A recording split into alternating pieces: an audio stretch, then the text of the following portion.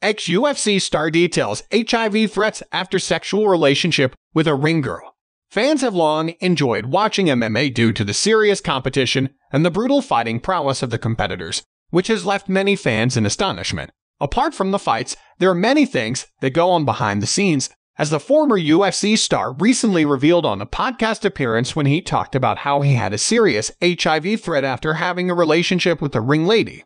Tim Kennedy spoke up on a podcast episode of the 38 Challenge about his worst professional experiences, where he described a ring card girl who wasn't named. The circumstances were really serious. Given his threat, the encounter with the ring girl may have gone horribly wrong.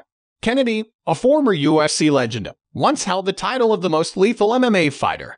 Kennedy is a former middleweight champion as well as a U.S. Army Ranger and Special Forces member. He had to deal with many bizarre things because he was a sniper and an army man. Speaking of that, he presented a flirty story that ended up being threatening. On his recent appearance, when questioned about his scariest incident, he said that his life prior to joining the military had been quite messed up. In his words, had a couple women pregnant and had an orgy after a fight.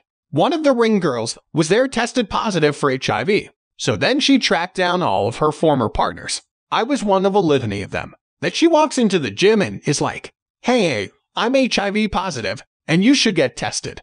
Moreover, he added, it wasn't actually like you're positive or negative. It was, we're gonna take some white blood cell counts over a few months to see if you are losing your immunity.